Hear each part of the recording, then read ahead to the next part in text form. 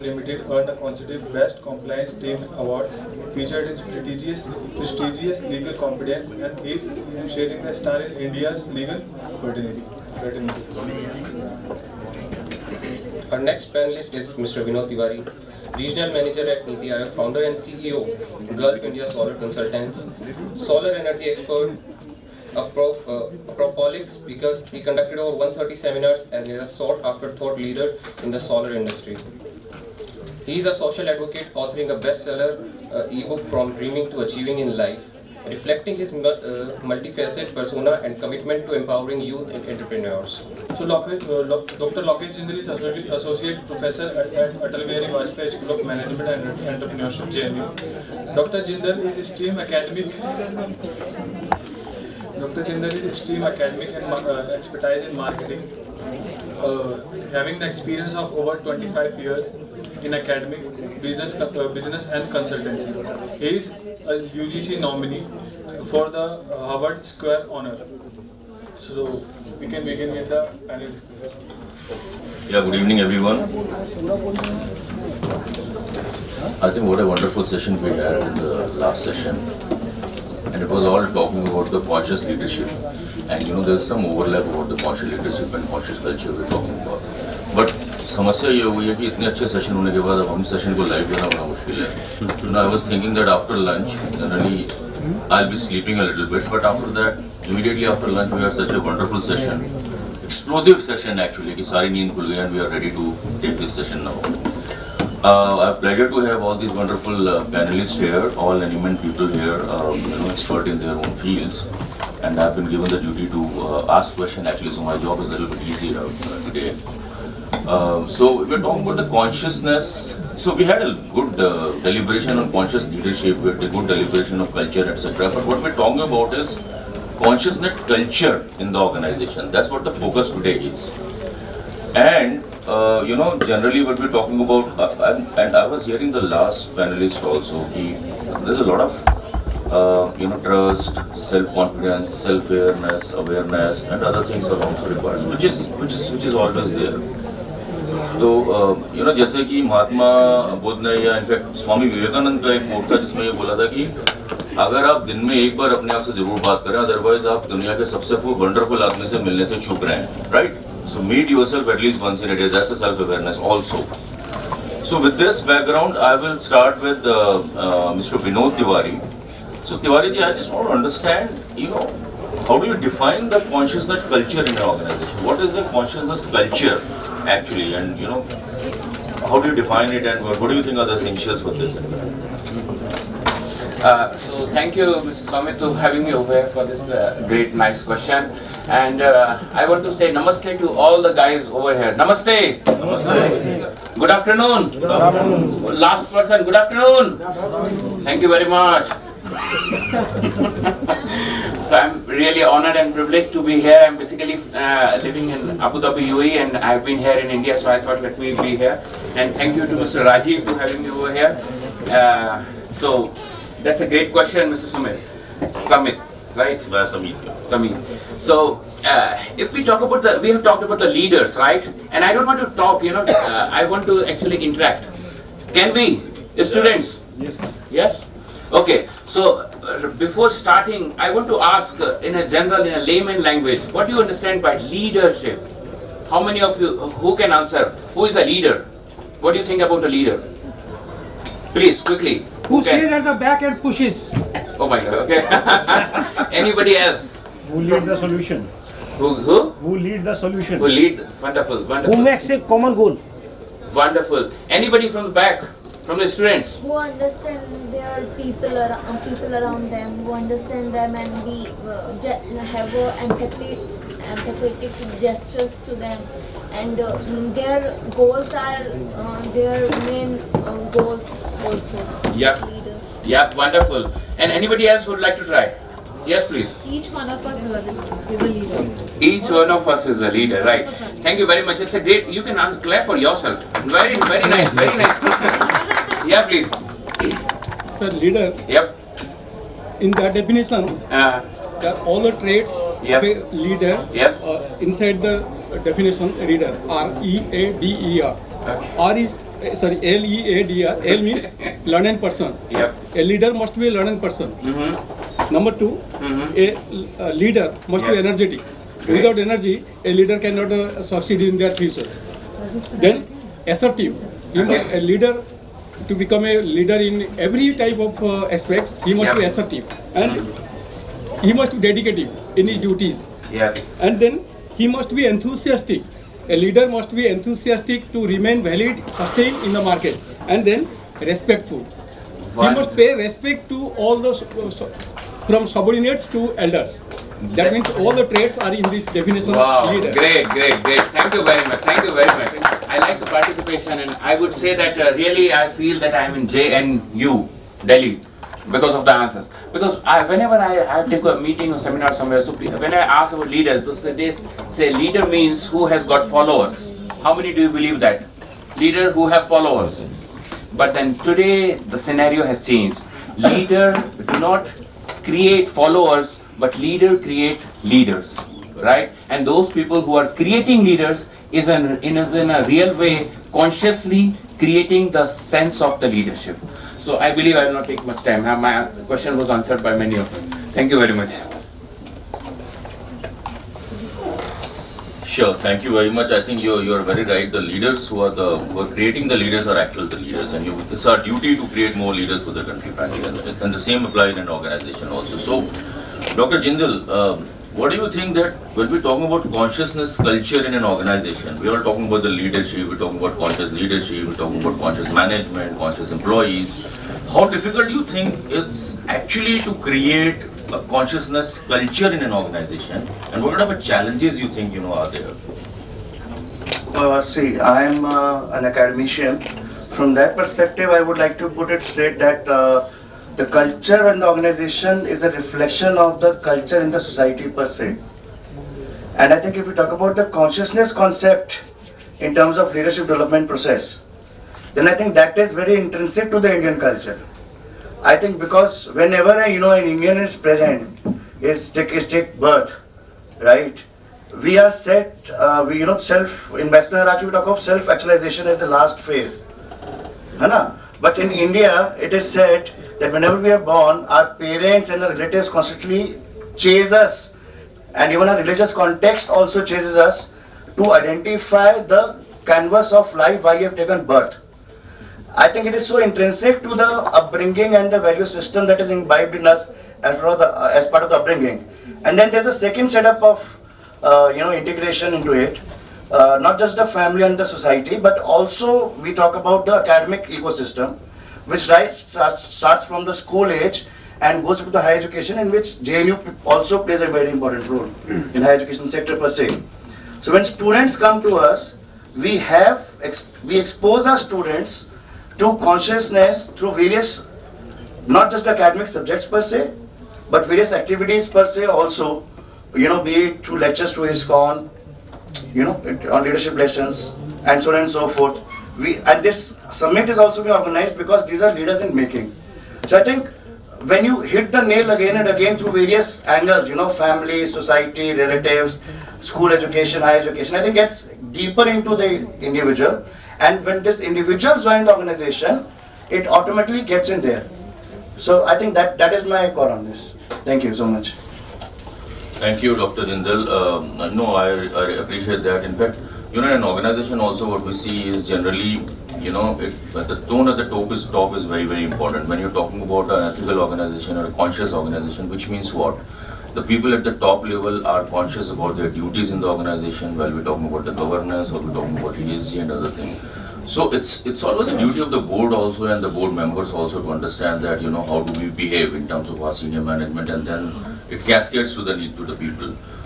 I've seen many times, the people who are actually involved with the employees, involved with the stakeholders and vendors generally have a lot of good rapport and a lot of good, value creation in the organization also. Because many times we've seen they're good leaders, as you say, they normally do a lot of town halls, a lot of, talking to the employees, telling them that this is our mission. I've seen organizations where they create a vision or they create a mission, and down the line people are not even aware of the mission. 10 people talking in the conference room with the senior management or the managing director are only talking about the vision or the mission of the organization. What about the people on the ground actually? So they all have to be involved in that. So therefore, it is important that you are actually involved and there is a culture of inclusion, which is also a consciousness culture. So while coming to Dr. Bansal, what do you think is kind of a process to create a culture, What I'm trying to understand is that if you really have to create a culture, or if you're really to evaluate a culture of consciousness, what do you think 1, 2, 3, 4, 5 things which are actually required in an organization which one should look into? I'm working in the Industry 4.0. Now we are working in Industry 4.0, how to implement Industry 4.0 in SMA sector. Right. Because previously we saw like Industry 4.0 now implemented in a very large perspective areas, in a large industries. But SME sectors, they have no SOPs, they have no standardized. So that's why employees have no idea how to start production and how to manage this waste and how to manage our marketing skills. So based on the Industry 4.0, now Industry 4.0 create a SOP for the SME sector. It is a for the SME sectors. Now I'm talking about I gave an example. One Japanese company, Mitsubishi, they mention a working hours 9 to 5 or 10 to 6. That is the working area, working time. If you take more time, so that means you are not eligible. But in India, if you are taking more time, so you are very hard working, overtime. Overtime means you are not capable. It is a very good for the corporates, even employee also, because employee wasting the resources because he is taking the more time. Right. So it is the duty of the senior person give to the training, proper training. They will take their task within the time. So most of the Japanese companies create these SOPs. In India, we should maintain this structure also. No, very well said, Dr. Bansal. In fact, the contribution of employees and awareness of employees is actually very important. And that's where, I'm coming to Dr. Tiwari again, Mr. Tiwari. What do you think the role of employee, as an employee or a stakeholder, what do you think is the role or, the duties for an employee to ensure that there is a consciousness culture is maintained in the organization, being an employee, Okay, so as an employee, it's a different kind of a mindset, First of all, I should be known about the culture, about the mission, about the vision of the organization. What Samit said very rightly, that people do make mission and vision and talk blah blah blah, big things. Inside the ACL, and they doesn't know, the employees and the down the level people doesn't know at all anything about that. So might be you have heard a long back. If you know, please let me know. Karlo Dunia. Why everybody knows? It was not your company mission, correct? Why? So that's called. So this is the thing, you include all those people, even employees, even the person sitting on the back, on the right, on the left. Everybody should get included in that one. And when it gets done, then all the mission, focus, dedication, passion goes to one way. Everybody knows, talk, discuss, and deliver the same thing. So as an employee, I would like to get included into the mission, unless until I know the mission, right? So that's a very important thing. And what he was saying was very correct, that the people who are working for a hard working, over late hours and all. So let me tell you, in our Dubai, if you are working for after 8 hours, you will not get promoted. Yes. You will get demoted, and your salary you will not get increment. You will get decrement. So in India, it doesn't work like that. Huh? If you're working after 6, after 7, after 8, oh, he's a person who's working very hard. You should give like that, but it's not working everywhere. So it should be starting from I. So it's a journey from I to we. Okay? And I remember very good message from a person I read somewhere. There were two guys who were on a Delhi road, right? It's New Delhi.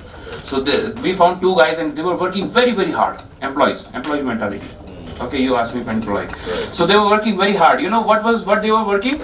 One guy was digging the area, location, putting out all the mud, and second guy will come and put down all those mud and complete and then go. So one person was very much keenly observing. What are you doing? 1, 2, 3, you're opening up that space, you're closing that space. What are you doing? He said, hey, don't tell me anything. We are 3 guys and we are very loyal. So one guy has to open that race, second guy has to put seed inside it, and third guy has to close that one. But the second guy is on leave today. But we 2 guys are doing our job. Don't tell me. So that's employee mentality. Thank you very much. There is a difference between overtime and the actual time. You are right. Very correct. Very correct. If you, at the end of the shift, if you give some loaded work, then you can't say that he is inefficient. Very true. Very true. Overtime also there is a difference. Exactly. Agree. No, that's true. You know, whenever there are important things or there are deadlines, one has to really work on that. So that's the thing. The overall, generally, what he's saying is that smart working is more important than the hard working. And that's the duty of a leader also at the same time, that how do you manage your team? Because, you know, having trust in your team, to understand, to assess your team is also important for you. If I am happy that my team is working late every day, that's not a good sign for me. That means I have something to do more. You know, I have to manage the team well so that they can finish their work in the time. So I think that's a very wonderful thought, and I'll give you an example. Ji, sir. About 30 years back, Ji, sir. Punjab National Bank, Daryaganj, Ji, sir. general manager, during his career, he never asked any employee to leave stay after 5 o'clock. And that was the best profitable branch in the entire country. वो ना खुद बैठता था ना किसी को बैठे था, नहीं था मैं अकाउंट मिला रहा हूँ, ये लेजर नहीं मिला, नथिंग, 5 बजे घर जाओ. Correct. So he was the example of leader. He was the example of leader creating more leaders, and that's the reason, you know, you create more leaders actually. Wonderful discussion going on. So Dr. Jindal, again, continuing the same thing which I'm talking about the employees and all. Yes. If one has to really measure the impact of consciousness culture in the organization, what are the 1, 2, 3 criteria you will see that, you know, really one has to measure impact? See, if I have to check the impact whether the leader is conscious or not, I think the 2-3 parameters on which the employee needs to be measured is on the integrity issue, and the discipline issue, time management issue, work-life balance also is equally important these days, right? Because it impacts on mental health, which has become very, very important after the COVID situation as well. So I think these 4 parameters, according to me, should be the measuring variables. How do we measure them needs to be researched more. I'm not an expert on that. No, you're right. Actually, you have given good examples actually. And the important thing is the COVID has actually taught us a lot about the consciousness culture. Yes. A lot of organizations which have now started realizing that work-life balance is so important for an organization that we never thought about it. So as I told you that at the top level, one has to really see that it goes as a culture in the organization, in the DNA of the organization, that we really has to see ourselves first. We have to see that, you know, our employees are happy, there are well-being of the employees. Even if it's small thing, if you are talking to your people and selling them all, everything is all right, how's your people at the home, etc., gives a lot of trust to the employees also, belonging to the employees also in the organization. So this is what all talking about the consciousness culture in the organization. And you know, when we correlate to the ESG, when we correlate to the sustainability, we have definitely seen that you know, there are sustainable organizations wherein the consciousness culture is one of the very important key in that area. So, taking to the sustainable companies, Dr. Bansal, if your views on that, how do we connect this consciousness culture to a sustainable journey, and more particularly when we're talking about in terms of the ESG? So, what do you think that how does that contribute to our sustainable journey of an organization? Generally. In the morning, I thought about ESG. So I remember a best example corporates give to the society: shuttle bus services. Right. Like shuttle bus services, like pick and drop facilities. That is the best example of the ESG. Like an employee pick from the home, any point, and drop in office. Firstly, no traffic jam, without stress life, and economically very, very low, some organization cutting some amount shuttle bus services, and some giving the free of cost. That is the best example.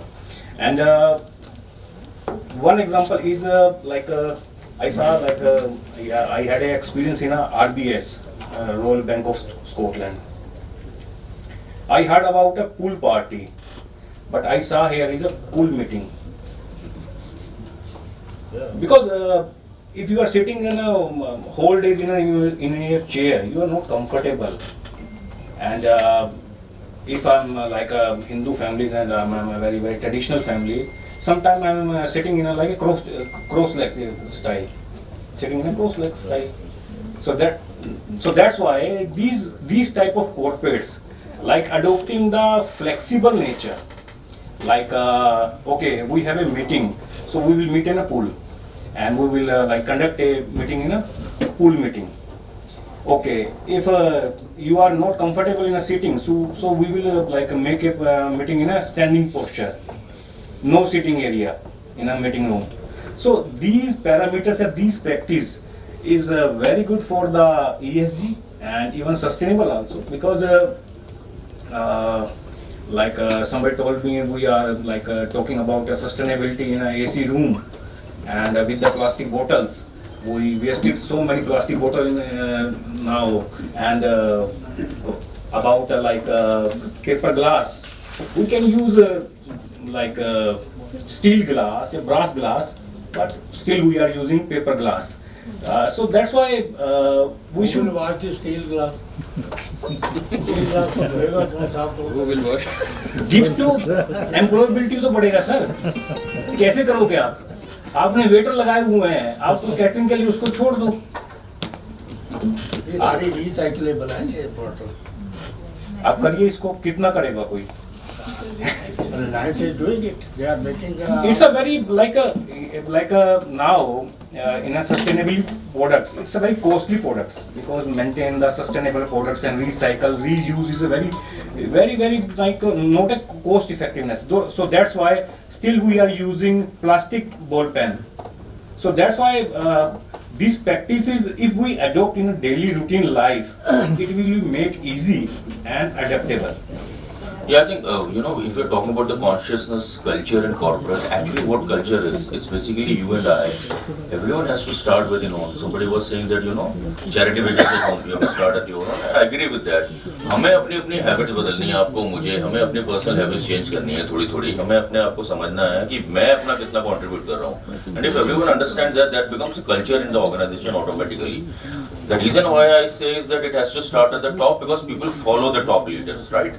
When your organization's board members start saying something, no, this is not good, this is not sustainable for the organization, people generally get a message in that. So therefore, absolutely each and every individual has a liability or a responsibility to save it and to make it culture as a conscious, one has to be consciousness, and therefore it becomes a culture in the organization.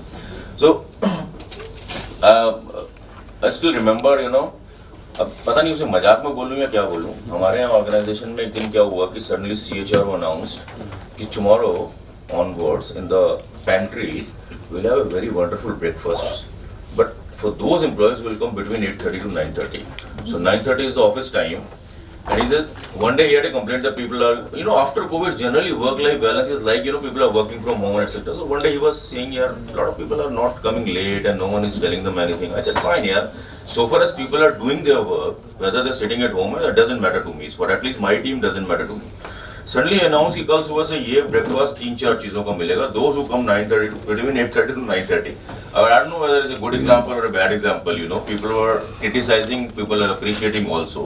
One is that he's playing, to bring the people early, but ठीक है यार, breakfast के लिए कौन जल्दी आए? But there are people actually started coming early also in the office.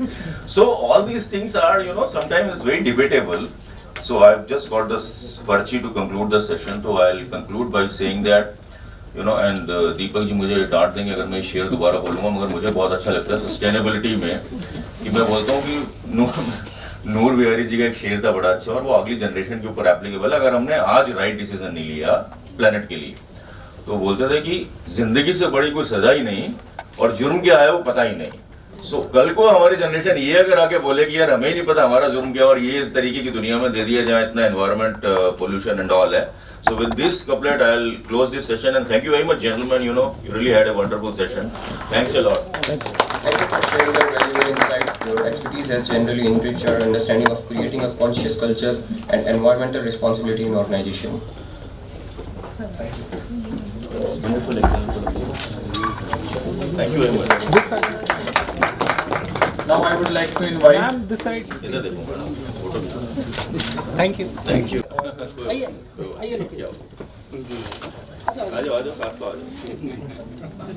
Thank you very much. Thank you.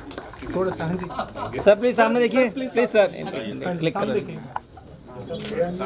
Thank you. Now I would like to invite Miss.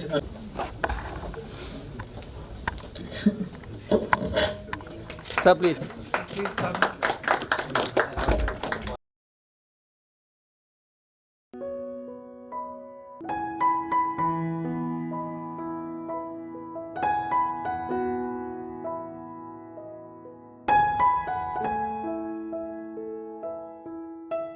Metrics for ESG and sustainability, from ego to eco, overseeing self-interest for collective well-being. This session will be moderated by Mr. C.S. Deepak Jain, Chairman DMA ESG Committee. We are pleased to have the following panelists: Dr. Aditya K. Joshi, Advisor, Mobius Foundation. Dr. Joshi is an Indian Forest Service professional with 34 years of diverse experience, hold a master degree in microbiology and biochemistry, completed by forestry and wildlife training. We welcome you, sir. Our next panelist is Professor Rajiv Sizaria. Professor Sizaria is a professor in Atal Bihari Vajpayee School of Management and Entrepreneurship. Earlier, he was the chairperson of Special Center for E-Learning in JNU. He is also the International Students Advisor for the university. He has vast teaching and corporate experience of over. He has done MSc Physics, Electronics, MBA and PhD in Management. The Honorable President of India, in his capacity, nominated him as the visitors nominee to all the NITs, IITs, BHU, Varanasi, etc. He has received various awards and grants. We welcome you, sir. And our next panelist is Mr. Parag Goyal, Chief Business Officer, EDUXLL Global Higher Education. He has over 19 years of diverse industry experiences spanning IT, telecom, edtech, insurance and Big Four sectors. Mr. Goyal excels in corporate strategy, business development and change management. His expertise include B2B sales leadership, cross-functional team collaboration and engagement with CXO level executives. Holding a PGM from IIM Lucknow, and he is a very eminent guest of us.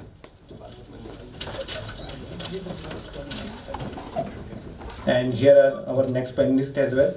Professor Dipendra Nath Das, Rector 2 at JNU. Right now he is not here. Then Dr. Lokesh Jindal, Associate Professor at ABVSME JNU. We welcome you, sir, here. C.S. Suresh Pandey, Central Council Member of ICSI, Mr. Pandey. Mr. Pandey, Managing Partner at SPG and Associate, is a professional with over 14 years of expertise in regulatory compliances, advisory services. C.S. Samit Gambhir. We are going to discuss that, and we will combine it with valedictory session also. In the valedictory session, we just summarize the various all the sessions we have conducted so far, and what is the intake for all of us. हम लोगों ने आज क्या discussions किया, learn किया, क्या सीखा, and how we can spread it. वैसे तो मैंने morning में ये बात भी discuss की थी कि if any participants would like to come forward and say that he or she is doing something in sustainability, environment and all, we would like to acknowledge them. But कोई request नहीं आई है. अभी भी कोई कुछ कहना चाहे कि he or she has been doing good work in sustainability and all, the panelists would like to acknowledge them. And also we would like to invite suggestions for future programs from the participants. किसी participants का कोई view है, कुछ suggestions हैं, and anyone wants to associate for such kinds of ESG framework, we can also invite those suggestions. Yes, please.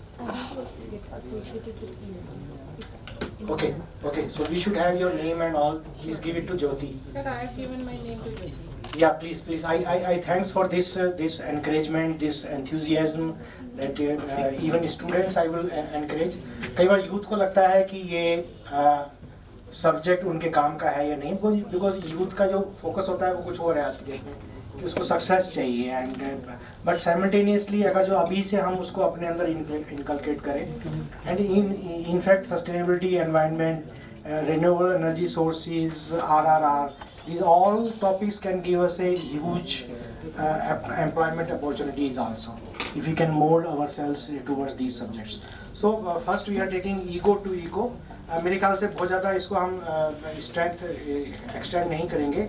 So I would like to have discussions 5 minutes each. You can give your views that what you mean by from ego to eco. मेरे ख्याल से 5 minutes each शुरू करते हैं, then we can come from. Sir, Manoj Kaushal ji. Right, good afternoon everybody.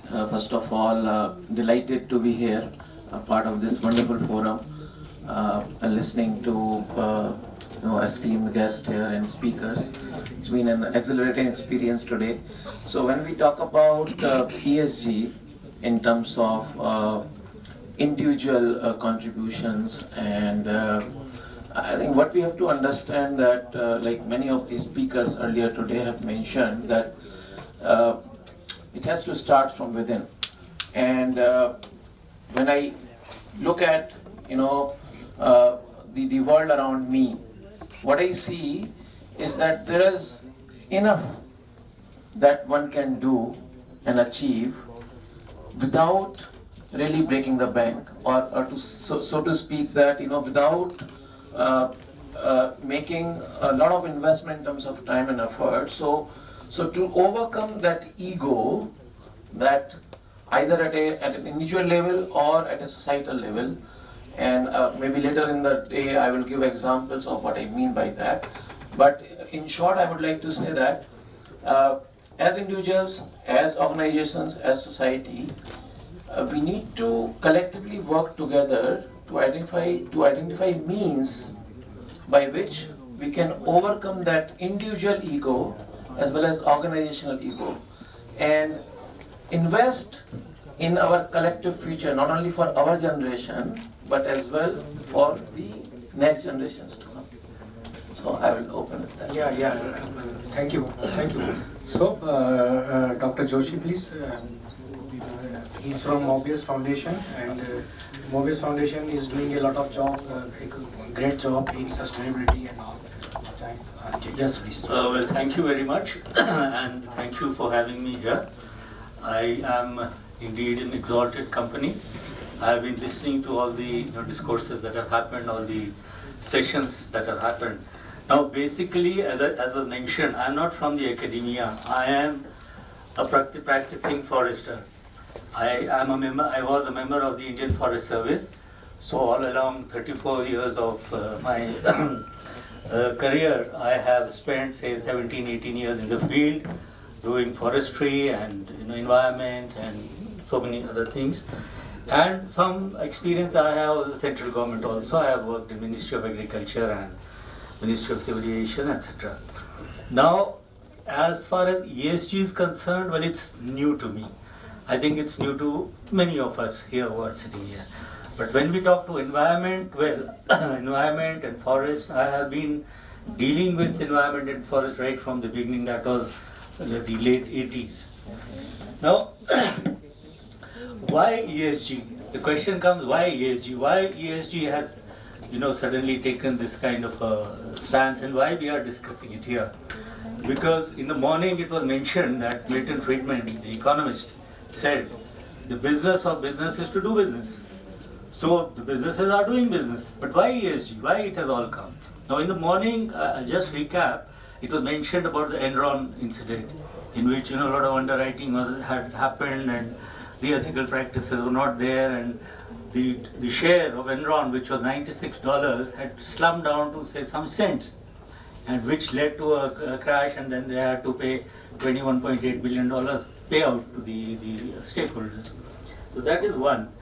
But at present, if we talk of the environment, so what I am saying might not be very palatable to many of you, but we are facing an environmental crisis. And there are three basic aspects of this crisis when we talk of environment. One, as we all know, when I entered this hall, we were seeing a movie here. A movie was being telecast on climate change. So climate change is one. After the Paris Agreement, the agreement was that 1.5 degrees centigrade, the temperature the Earth can afford, but not 2 degrees. And here there's a carbon budget. The carbon budget that we have is very less, and it will reduce further, whatever the gigatons of CO2 equivalent that we can emit. So we are indeed facing a very grim situation, where climate change is concerned. The other two aspects are also equally important. One is biodiversity. And when we talk of biodiversity, we talk of the ecosystem. And when we talk of ecosystem services, they are all the ecosystems, whether it is water, whether it is forest, whether it is the wetlands, whether it is desert, oceans. So all of these are under threat. This is the second crisis that we are facing. And the third crisis that we are facing is pollution. So you all must have read about the pollution.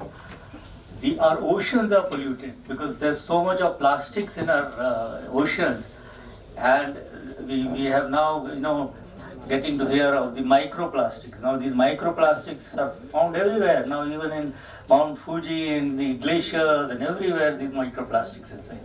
So these three crises that we are facing, so businesses cannot be, remain unaffected with that. So they have to somehow take these into consideration if they have to do business. Because they cannot do business if the planet doesn't survive. What business will they do? So that is what I want to emphasize. And second, if you talk about the SDGs, the Sustainable Development Goals. Now the Sustainable Development Goals talk of the environmental protection, social inclusion, and economic growth. So that is why ESG is so important. Now, when we talk of ESG, there are of course, how it came about, 2004 report, Who Cares Wins, we have heard in the morning. And then there are a lot of frameworks. So now in ESG, when we talk of ESG, there are basically four aspects. One is the standards. So how the standards have to be made for the businesses to follow. Then you have the framework. Then you have the ratings. The ratings, why that will be third party, some agencies will be rating. And fourth is the indices. So what will be the metrics, what will be actually measured. Now as far as at present, the ESG framework, it is kind of, it's in the morning there was a question whether it's mandatory or not mandatory. Now as far as India is concerned, we have, in the morning somebody was mentioning the BRSR, the Business Responsibility and Sustainable Reporting.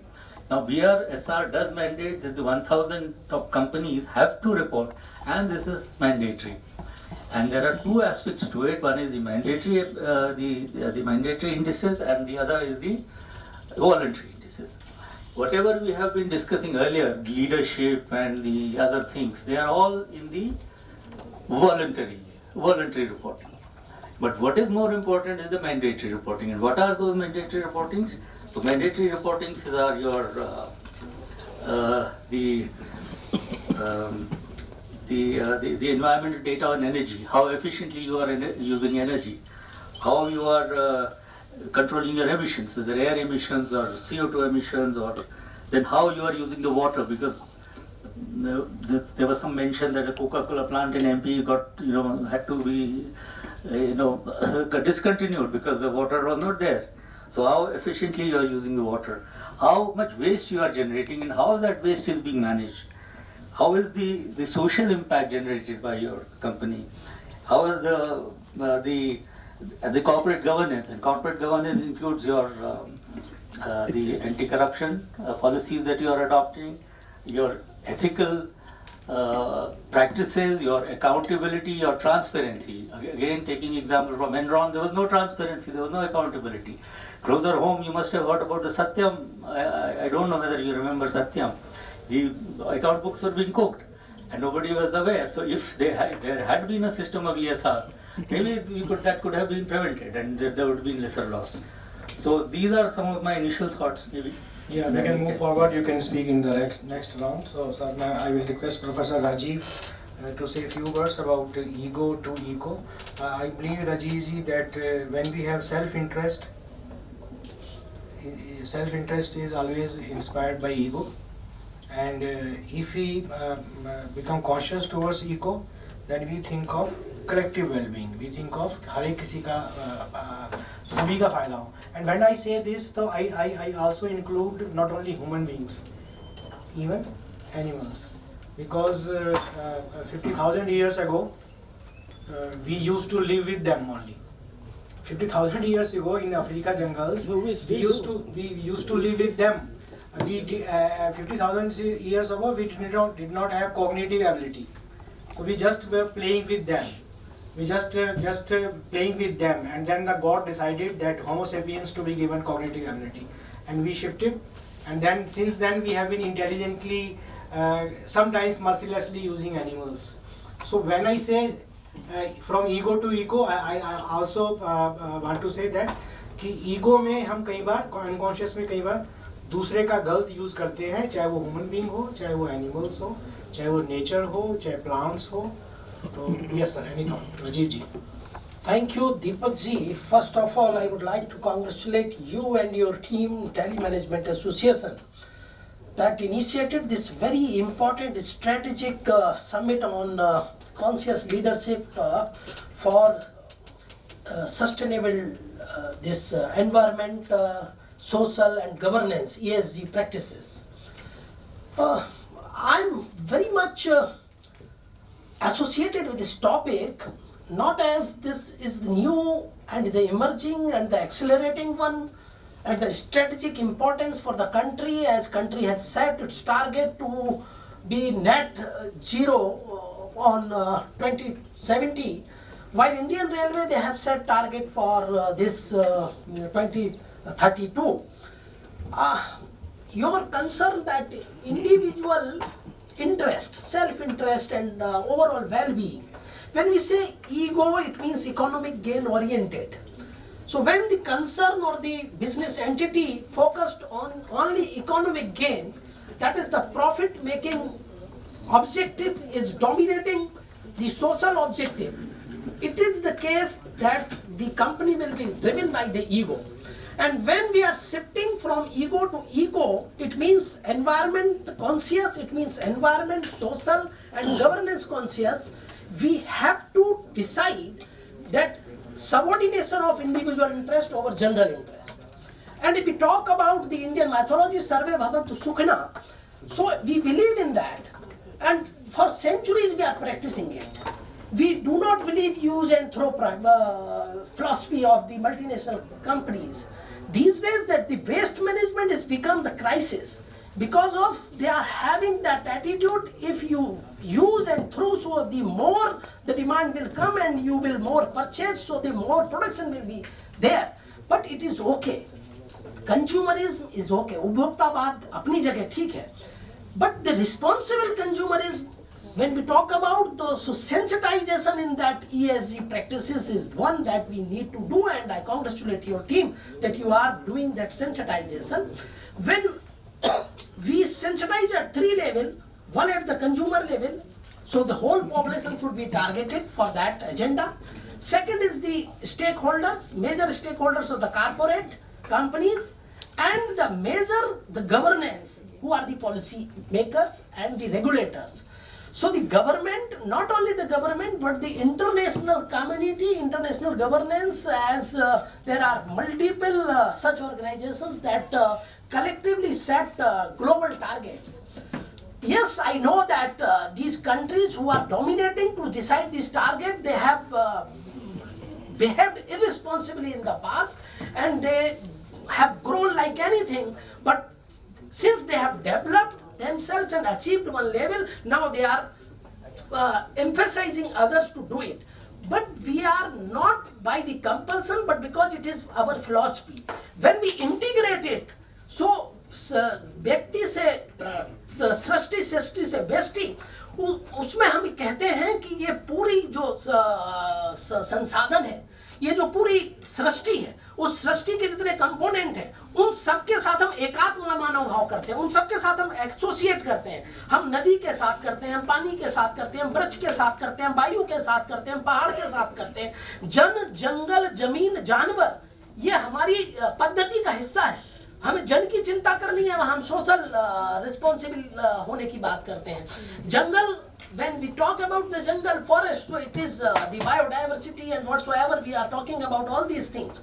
So this concept of ego to eco is very close to our philosophy, and we have developed in that way.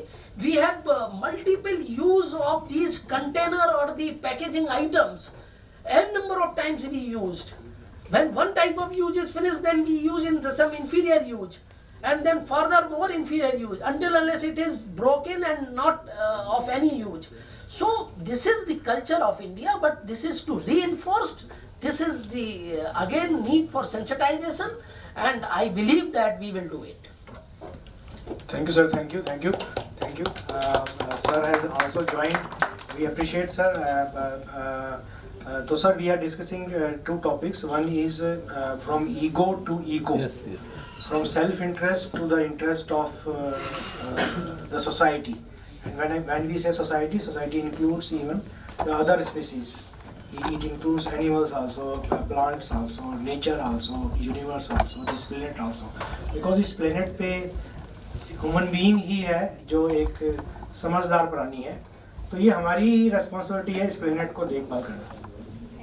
It is our responsibility to take care of this planet. So we were discussing that. मेरे ख्याल से let me request Mr. Parag Goyal to say a few words. Then maybe we will request Mr. Jindal, and then we will request you, sir, to say a few words. I'll just sit there and listen. And then we will in the end just जो ESG journey है, I would like to say in 5 minutes कि हमारी ESG journey में हमारा evolution कैसे हुआ है. समित जी हमारे साथ हैं. इस लास्ट 1 ईयर में हम लोगों ने क्या गेन किया है इस जर्नी में, और हम क्या इम्पैक्ट क्रिएट कर पाए हैं. और पार्टिसिपेंट से भी हम सजेशन चाह रहे थे. अभी 2 पार्टिसिपेंट्स ने बोला कि they also want to contribute this, तो यही हमारी सर सक्सेस है. Yes Parag ji. Hi, good evening everyone. So I worked in the corporate sector for the last 2 decades. So I would like to quote few examples. I worked at one of the big 4 firms for around 9 years, and I was, fortunate to consult large corporations in India. So even when sustainability reporting or BSR reports were not mandated, there were few organizations which were doing it voluntarily. Corporations like ITC, which were being very transparent in terms of how much carbon credit or how much other parameters, energy efficiency, waste management. So also they were promoting in terms of their suppliers and customers, B2B of course, in terms of giving better finance rates to organizations which were following those mandates. So that was something from an example of a ego to eco, because it is they are going beyond the responsibility towards a shareholder to a larger society stakeholder, because they are in fact trying not looking at only a top line or bottom line, but also in a minor way looking at the larger picture. Also, I would like to quote that in certain new age companies and even larger corporations at an individual employee level, there are a lot of competitions being organized now in a fun way in terms of how employees can. It's a matter of self-discipline, but how they are scoring on various parameters of energy efficiency in terms of waste management, in recycle, whether they are using their clothes for a larger time, are they switching off fans, how much they are contributing. So there are matrices for that. So all of this is, I think, the right steps in the direction of a ego to eco, rather than kind of being flaunting or kind of overspending. Similarly, I would also like to quote, there are a lot of examples wherein there are CSR activities being conducted by a lot of large organizations, startups, even PSU units in terms of plantations and other activities, because howsoever we may say that we are looking at a developed nation, GDP, but if there are no good environment, trees, fruits and vegetables for the next generation, what are we going to really enjoy with all the prosperity? Thank you, Parag. Thank you. Many times, friends, it happens that government ego की बात कर रहा हूँ मैं, government gives some directions, introduce some laws that from such and such date we will not use plastics, or from such and such date, or suppose government has shut out any plant because it is producing hazardous substances, or government ने एक बार there was one suggestion that जितने भी fruit juices होते हैं, Tetra Paks and other juices, इसमें जो straw होता है वो पहले प्लास्टिक का होता था, तो गवर्नमेंट ने लास्ट ईयर ये मैंडेट दिया था कि कोई प्लास्टिक का स्ट्रॉ यूज नहीं करेगी companies, they need to use it for जो अदर मटेरियल होता है, we call it paper straw and all. So many companies tried to shift और लॉबिंग कि गवर्नमेंट इसको चेंज कर दे या शिफ्ट कर दे, और या दूसरे केसेस में भी गवर्नमेंट ने कोई एक लॉ किया कि भाई this company can not operate from here because they are emitting hazardous elements. So we came across that those companies have been lobbying and pursuing to the government that isko matlab how we can avoid this, because they are concerned about their profitability. So again this is their ego is clashing and they are not concerned with the environment. So Lokesh ji he will come. तो समीर जी मैं just आपसे if you would like to say anything about that, although you joined you were not able to join in the morning, we really received good responses for the last 1 year. You are the senior member of our ESG committee. He has been helping us a lot, encouraging us a lot in spite of his busy schedule. And last year में हम लोगों ने जो journey की है और हम इसको और कितना मतलब we are in the right direction, इसको कैसे स्प्रेड कर सकते हैं, ESG के लेके इस पर्सपेक्टिव को लेके आप कुछ भी कहना चाहें अभी तक हमारी जर्नी के बारे में, एंड आगे हम क्या कर सकते हैं, whatever you would like to say. Sure, sir. I think for me it's been a wonderful journey till the time since I have been associated with this committee, and the credit goes to Deepak ji. You know, he's actively driving this committee, and you know the kind of work. Initially, I was very reluctant. I said, you know, what can I contribute to the committee? But then when we see the fire in Deepak ji, and when we see that the objective of the committee is absolutely, and you know the best part is that we always believe that the younger age and the teen age, that is the age wherein you know we have to inculcate these things, so that the people who's you know the tomorrow's generation has all these traits. So the best part we did was, you know, we visited many schools, many colleges, we took session there, you know, talked about sustainability, talked about their behavioral habits, talked about the ESG related things. We also introduced some small courses in the colleges and all that, you know, we can actually participate some discussion, we can do some discussion on these topics, and we have got a very good response from all the colleges and all. So I think this is a very good step that, you know, we started focusing the young generation first, and then we started getting a lot of cooperation from the corporates also. They have started, you know, collaborating with us on doing some sessions for their employees, and you know the institute, for example, Institute of Company Secretaries, Institute of Cost and Management Accountants. So I think this journey overall has been very satisfying with me, and therefore the more we do the work, the more we have a hunger to do, in fact, in terms of that. So therefore I think the steps taken by the committee has been the very right direction. Your leadership is absolutely very you know, no doubt about that, very dynamic, and we hope, you know, this will continue as it is, and you know we wish all the best, and I request all of you to participate by one or the other way to the committee, so that you know we can do this good cause. एक मुझे पंक्ति याद आती है, और वो दीपक जी के लिए बड़ी ज़बरदस्त पंक्ति है कि इनका एक जो डिटर्मिनेशन है ना इस कमेटी को लेकर, वो डिटर्मिनेशन बड़ा ज़बरदस्त है. और एक कवि की बड़ी अच्छी पंक्ति है कि सिर्फ हंगामा खड़ा करना मकसद नहीं है मेरा. इनका ये नहीं है कि सिर्फ हंगामा खड़ा करना, सिर्फ हंगामा खड़ा करना मकसद नहीं है मेरा. मेरी कोशिश है कि सूरतें बदली जाएं, और मेरे दिल में नहीं तो तेरे दिल में सही, ये जो आग है ये जलनी चाहिए.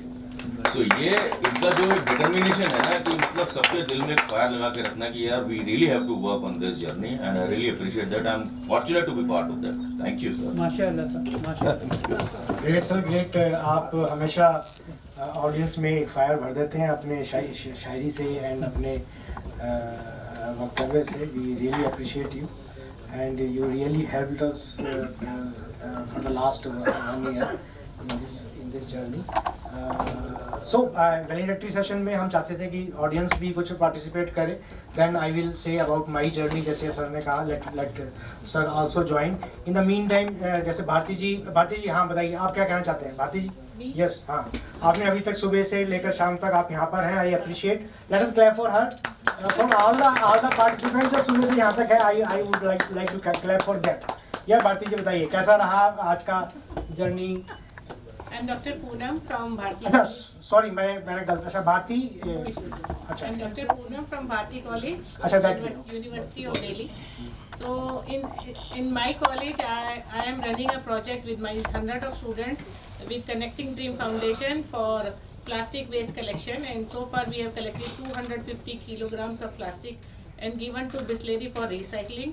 And in exchange they have donated our college plastic badges, plastic dustbins and containers. Wonderful. And apart from this, as a person, after pandemic I am converting all earthen pots delivered at my home during food delivery into planters and gifting it to them, to the resource persons who visit my college. Wonderful. Great sir, let us clap. And I will request my team, Jyoti ji, Kavita ji, to be in touch with the Dr. Poonam to take her help in our. Yeah, please sir, please. Professor Sajaria was mentioning about our traditions, about jungle and Jameen and Jal and all that. So let us not forget the life movement that our Honorable Prime Minister has initiated. It was announced in COP28 in Glasgow. And this lifestyle for environment, I think this entails everything that you said, because our traditions and our practices and our way of thinking, Sarve Bhavantu Sukhina, that is part of our culture. And this recycling, using and again reusing and again using, and so that was our tradition, but somehow we are changing. We have kind of adopted the Western lifestyles, which is based on overconsumption and consumerism. Now, if you see, so many automobiles companies are in India, and everybody is manufacturing, and we are changing our vehicles every 5 years, 6 years. In fact, we are keeping, say, 2 vehicles or 3 vehicles. The number of family persons we are keeping that. That lifestyle has to change, and that will come. That is an individual effort. So I'll appeal to everyone, and through the good officers of ESG, DMA, I would like that this idea should be propagated, and we can have some workshops on this, on life movement. जी हमने actually we spoke to your organizations also, Mobius, that whether we Jyoti has been in touch with your office, that whether we can do DMA ESG committee and Mobius Foundation, and something together. We read your reports and all, and we would like to do something definitely with you. Yes, तो मैं यहाँ पर आपने भी कुछ कहना चाह रहे थे कि you want to get associated. सुबह से लेकर आप तक अभी तक आपने क्या एक बार कुछ भी कहना चाहेंगे? What you learned so far, and any benefit आपको लगा? जैसे आपने बोला कि मैं एसोसिएट होना चाहती हूँ, तो ऐसा क्यों लगा आपको?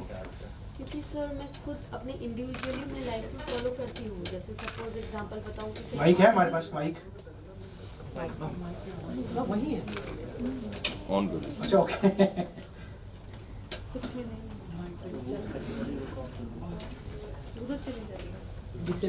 सुनाई दे रहा है. कोई नहीं, ऐसे बोल दो, ठीक कोई नहीं. सो इंडिविजुअल लेवल में मैं ज़्यादातर फॉलो करती हूँ. जैसे आई डोंट थिंक थोड़ा नॉमिनल है मेरा एफर्ट्स. जैसे सपोज कहीं पानी भी खुला हुआ है, टैप एंड ऑल भी, whether in my work life और personal also, I keep watch that कि there should not be wastage of water, electricity or somewhat like that. Sir. Sorry, carry on. Rector Professor. Please give a welcome sir. to our rector team.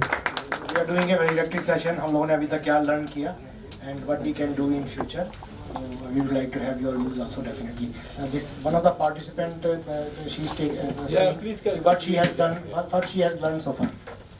So I believe like whether it is a top level or whether it's a lower level, any efforts from my end, like any suggestion or any help, even to the guard, anybody regarding the personal or any professional problems also, I come to I'm upfront, like मैं खुद आके help करने चाहती हूँ.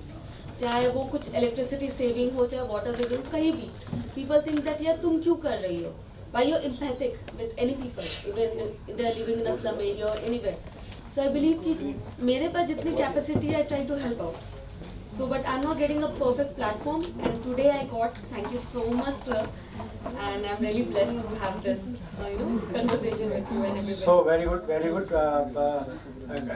इस तरह के views आते रहे तो लगता है कि चलो हम राइट बात पे हैं, हम सही कर रहे हैं. So for the information of Professor Das, I would like to say that we were discussing two topics. That one is from ego to eco. कई बार सेल्फ इंटरेस्ट, हम सेल्फ इंटरेस्ट में वेलबींग को भूल जाते हैं, दूसरे का इंटरेस्ट भूल जाते हैं, सोसाइटी का इंटरेस्ट भूल जाते हैं. सेल्फ इंटरेस्ट में कई बार हम लोग ज़्यादा शॉर्ट टर्म गेन्स पे ज़्यादा रहते हैं, लॉन्ग टर्म गेन्स को हम भूल जाते हैं, पब्लिक को भूल जाते हैं. when we say public, we also say that we forget even the other species like animals, we forget plants, universe, and we कई बार हम केयरलेस हो जाते हैं, कई बार हमारा सेल्फ इंटरेस्ट हो जाता है, कई बार हम सोचते हैं कि इतना हम time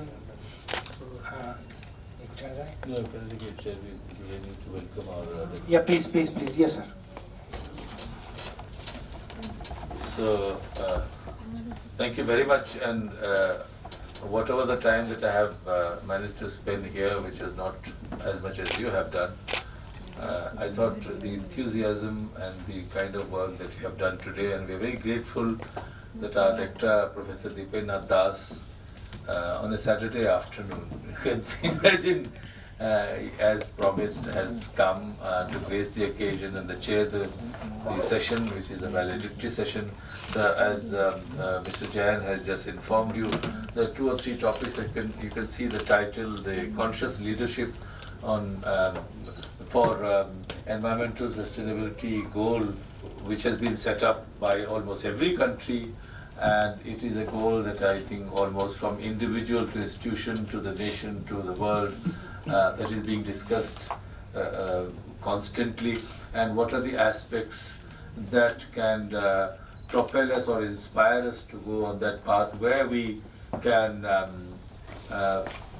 maintain and protect the environment. And when we do that, we are not doing any favor to others, we are doing that favor to ourselves. When we complain about the bad air or weather change, this is one general one, but what happens in an office space, what happens in a company, what is a company which is giving certain sort of means for our living, making ourselves comfortable, or from food to fashion to technology and everything, what kind of approach do we and does that particular company and individual have towards our environment?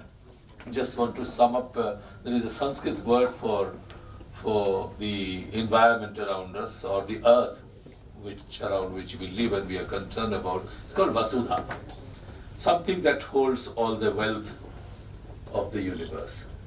And we all know that everybody wants to protect and have more wealth so that we can make our life comfortable. And if we try and protect the earth itself, so there are so many other movements that are going on, projects that are going on, the campaigns that are going on around the world for sustainable environment, and what are the goals that we need to have. For example, I mean, I feel embarrassed that we are using so much plastic even today here. So it's an irony that we are talking about environment and yet using that. We should be able to have a means where we don't need it. What are those, and of course you must have noticed in every office everywhere, including ours in the administration, where the plastic has been done away with. So we now have other pots to hold our water, to drink water, and these are small tiny things. And earlier in the morning people were talking about what you said, what is happening to our earth, to our ocean, to our environment. When we use plastic of even 1 inch or 2 inch, we must know what we are doing. The government also does it on its own. So this is the area that we, and of course all these people who are professionals from industry, from various companies, CEOs, managers, they have been sharing their views, how to maintain, how to achieve in fact the goal in life, and this should never have been necessary if we were conscious and careful from the beginning. The consumerism is not bad as long as we are conscious with the human face, or with the earth face, let's say. There is a theory in global philosophy, whatever you with a human face, but that was human-centric. If we convert it to the earth-centric, to our environment-centric, then obviously we'll have a different kind of results and different approaches to lead our life. So, and I believe that I'm very grateful to all of you to have come here and spend the whole day. It has been totally packed house from 10 o'clock until now. As I said, I have been, skipping out and in like a truant schoolboy. But, and I'm grateful that the rector has come, and once again on a Saturday afternoon after five days of long office hours that the administration has, we know, I'm very grateful. Yes. So, yeah, you want to welcome rector? Yeah. Okay, so we would. Now we'd like to welcome our rector, sir, Professor Dipendra Das. Before, I would like to say something about him. Yeah. Professor Dipendra Nath Das, Rector 2 at JNU. He specializes in population studies and RSGIS application with an MA in geography and PhD. His expertise spans urbanization, migration, and land use change. He served in the Census of India from 1994 to 2000. Before transitioning to academia, notable publications include studies on migration, magnetism, and child labor eradication. Professor Das co-authored a book on India's population and contributed articles on academic performance indicators. His recent research integrates cellular automata and Markov techniques for urban development analysis. Professor Das' interdisciplinary work contributes significantly to regional development and geographical studies. So, without any delay, please. I would like to. Sir, I would like to request, thank you, sir, for taking time out. Rector to, keeps on continuously blessing our school and the university with his good deeds. And sir, we continue to seek your blessings. I would request Professor Rajiv, sir, to welcome Dipendra Nath Das with a small token of appreciation from our side. It's a joint effort of Delhi Medical Association and our school. Sir, please. Now I request the rector to share some of his views, and I'm sure because he also belongs to that area, he has been working, and to bless us for this session today. I think most of the participants are from JNU, and a lot of guests are also participating. Yeah, it's 50-50. I mean, a lot of leaders have come from around the country. We have our students, yes. Since yesterday, the condition of Delhi is not very good in terms of temperature conditions. So today it is more than 42, 40. I saw certain temperature indicators when I was traveling here. So it is 44 degree. So, but the car was kept in a shades. So I do not know. Might be JNU more than 45 degree. But it is not throughout the day, and still people have gathered here day long, and they have discussed very important environment issues. Though we do not know that whether this is the outcome of the global warming or not, because a lot of debates are there. Majority of the scholars are of the opinion that because of the neglect towards the environment, we are getting the detrimental effects of the global warming and erratic kind of temperature variations in different seasons, particularly winter and summer, that we get too much of extreme temperatures. Either it can be very cold or it can be very hot, or it can be in rainy seasons erratic rainfall. So the concerns towards the environment is very important, and I think throughout the day it had been discussed that how the individual, then society or national level policies can be addressed towards the issues of the environment.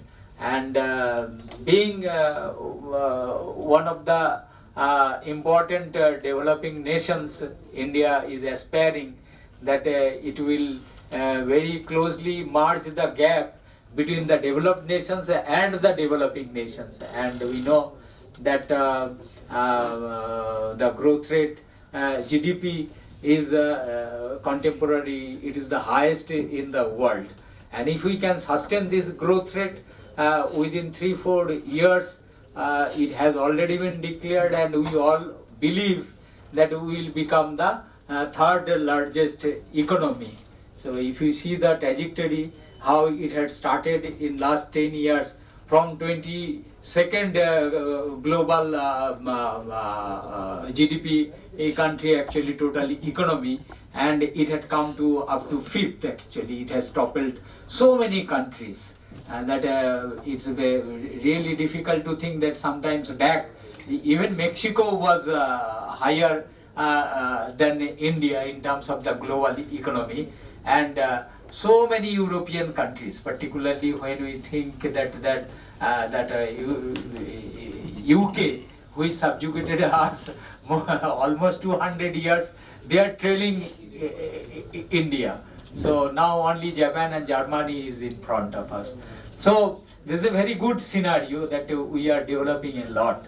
But at the same time, the regime, when we had got this developed and developing nations category, then the so-called developed nations, if we think about 70s, 80s, and there had not been much change in the category. And that time, the issues of environment was not that stringent, or the nations were not to follow the prescriptions taken by certain global body, say under the umbrella of United Nations or that body.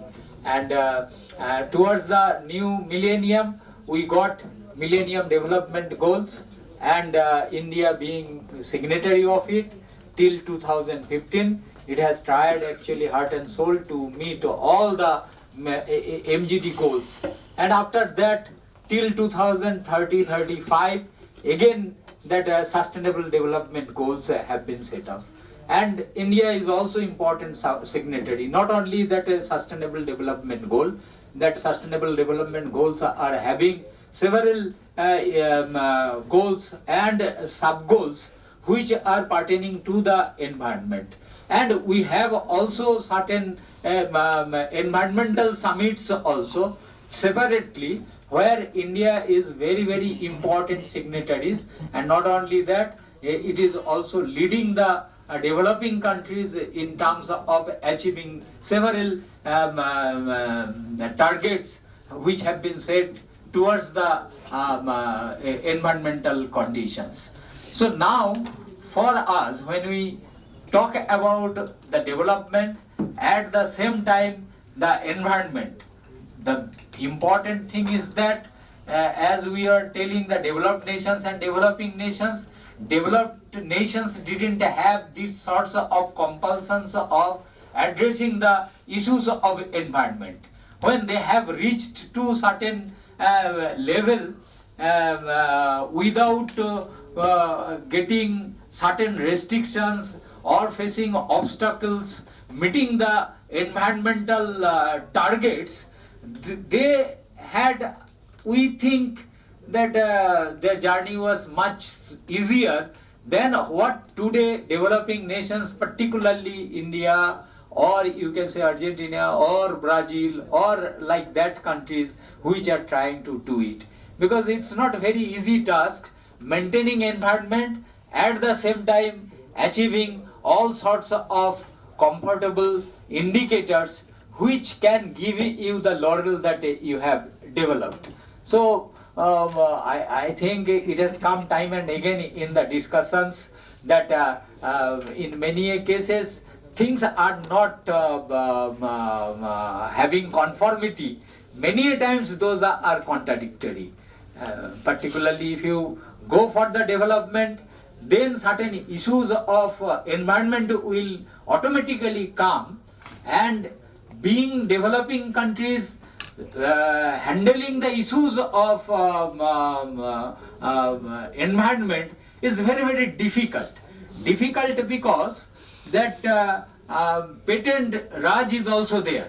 The issues of patents, that once that innovations were done, maybe at whatever level it is done and whatever countries it had been done, it had a free flow from one society to another society. But we know that patent right has not given us this sorts of free flow from one society to another society. So all sorts of technology which can help us towards addressing the issues of environment, those are not only having certain cost in terms of giving output of it, but also technology per se, it's become very, very costly. So it is not that developing country, they don't have the capability to address the issues of the environment. They have the capability to address the issues, but many times we are lacking in terms of innovations. And developed countries are not passing their innovations free of cost to the developing countries. Because when they damaged the environment and today brought all sorts of restrictions in the passages of development for the developing countries, we are not getting the technology know-how freely. But India has contributed the world a lot of things, and the patent has not come into way towards the development. Like if we say that India has discovered zero or decimals, and if we have got the chance of getting the patent of it, and only this patent could have made India very, very rich. So no country actually go without the use of zero or decimals the way it is. But today we are really handicapped, and being the student in social science and particularly in population studies and geography from Bengal, that in our school days, that along the either side of Ganga rivers there was a huge flourishment of jute mills, and after Second World War, 50s and 60s, it started declining, and one of the important cause is usually cited that the jute was replaced by the plastic and synthetic actually fibers, which created the reductions in the demand. And at that 50s and 60s, the synthetic and plastics became very, very important, and jute had declined. And today, after 80s or even 90s, when the industry has totally collapsed, again we know that that organic fiber and agricultural goods fiber, the synthetics, are not liked. But we have lost our industry. And today we are saying that, as Professor Hiraman was telling, that that we should be very, very conscious and aware about the detrimental effect of the plastic. But whole economy has been destroyed, replacing the environmental friendly fiber by the synthetic and plastic fibers. But we celebrated it, and many a times in our social science it is a learning and unlearning. So today I do not know how to actually we get the unlearning, because in 80s and 90s the plastic bags were not very easily available, and now we have got fully adjusted with the plastic bags.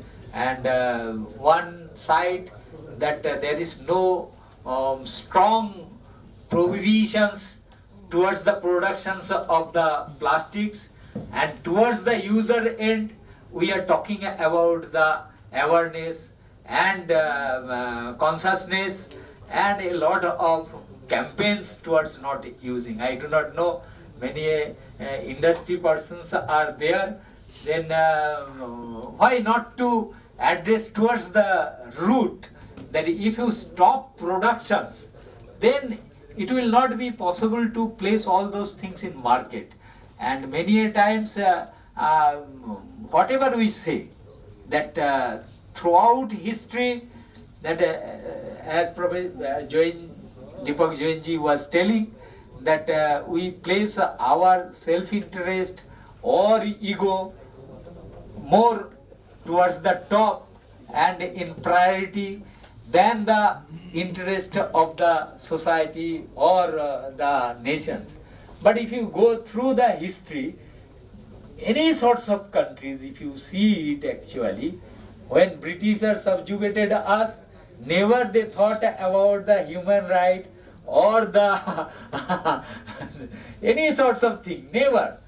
When they have left us, then many things they are talking which are...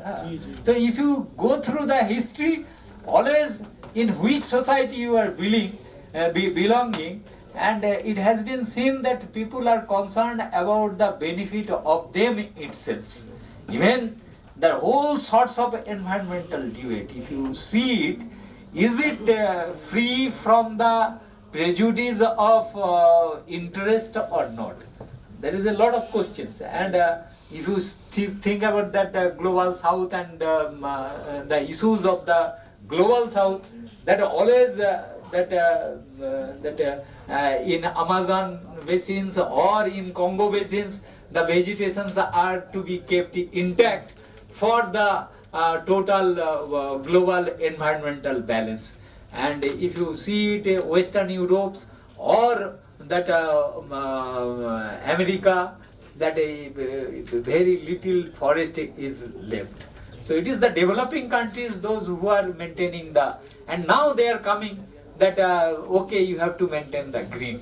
So now developing countries are saying that whatever the achievement you have done and your carbon footprint or the per capita consumptions of carbon, that they are not in position to reduce. We are having very, very minimal actually consumptions of many things. So if we even aspire to be developed as of like them, then I do not know that whether ever we will be able to get the category of developed or not.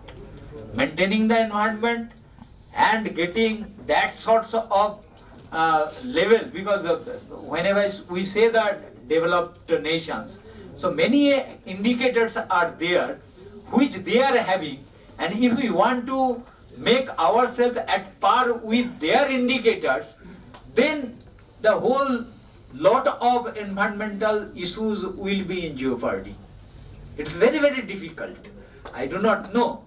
So either you have to go away with the notions of developed nations, or you have to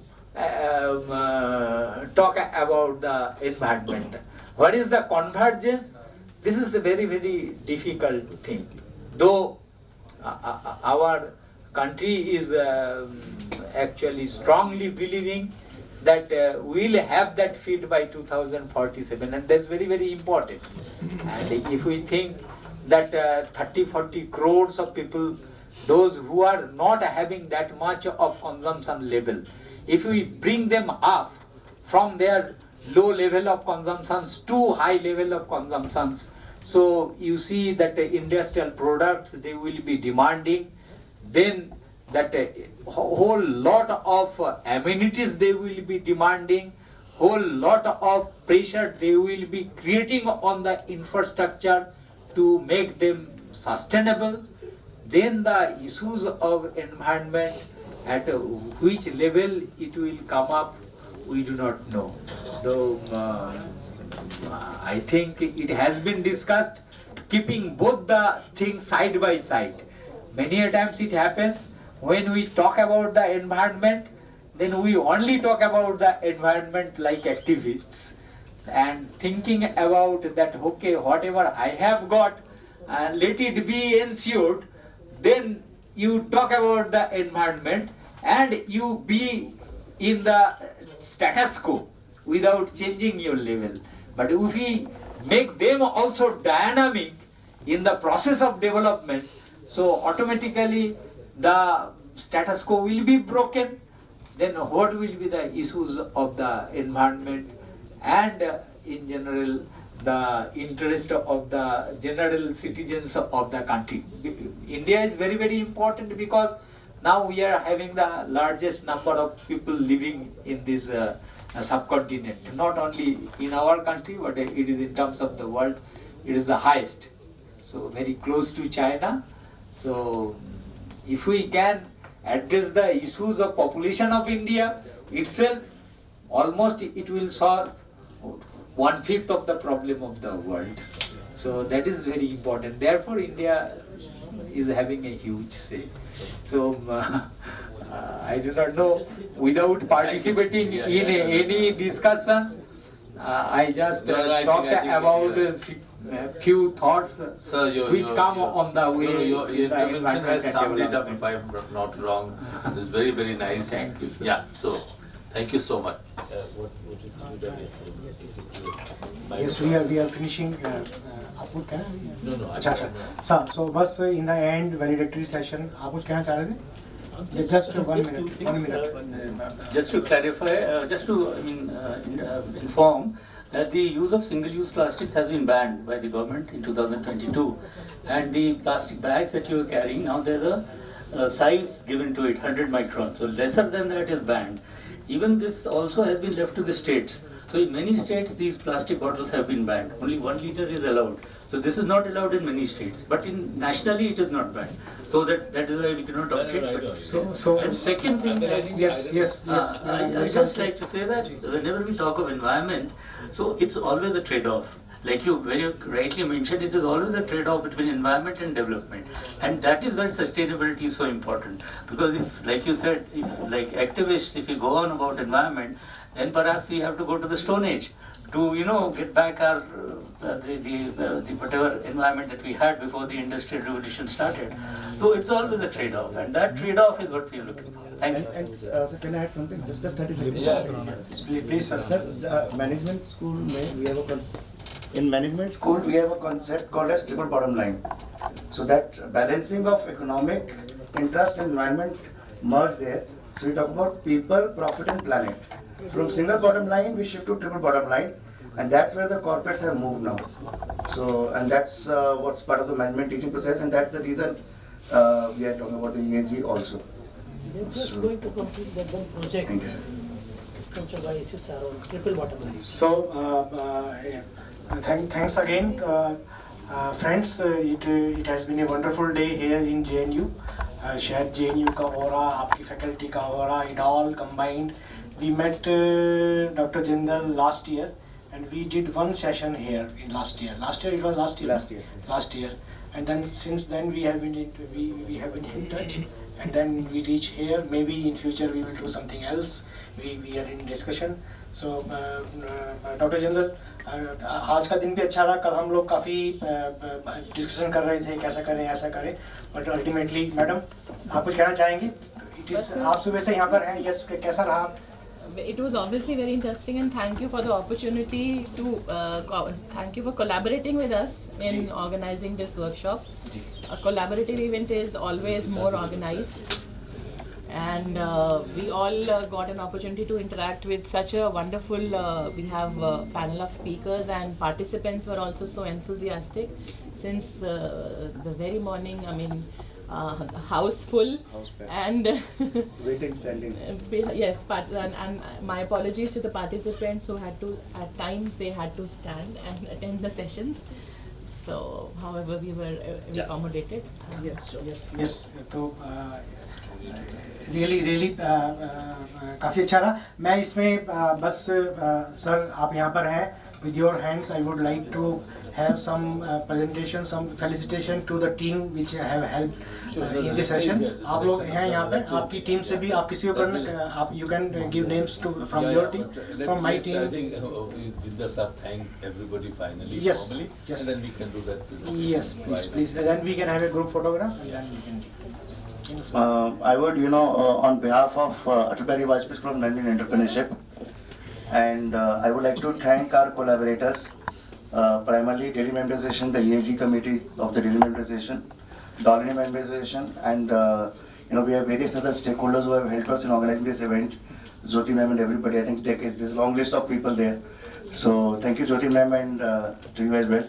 And we had, people, we had good corporate strength here. About 190, I think, registered have registered, and who registered on the spot. So we have people from like Sir is from DCM Shriram group, and we had eminent people who are directors and independent directors. Thank you for taking time out out of your busy schedules.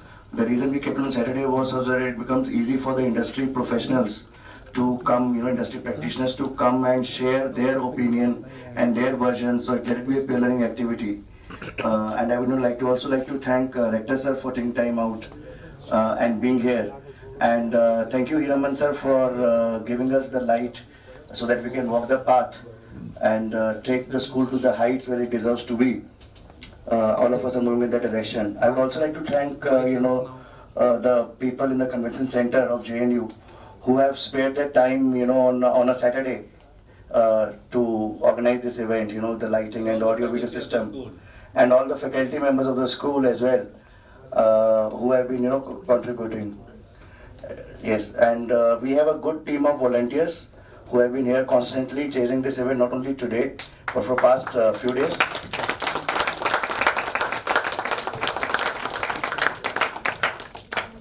And not last but not the least, I think media persons have left, but there were a few media people also here, sitting here.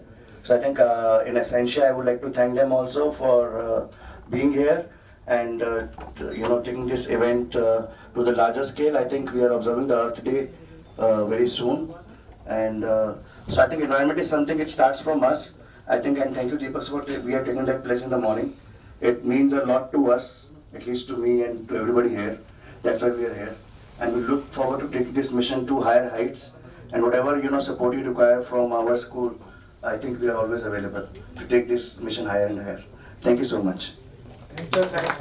These words are meant a lot to us, and we will definitely complete this journey. I would invite Jyoti, Kavita. Sir, please. Yes. I will request Professor Das to just give them a flower pot so that they are encouraged to do more in future. Please, sir. Thank you. Please, sir. Ma'am, please. Thank you. Sir, please.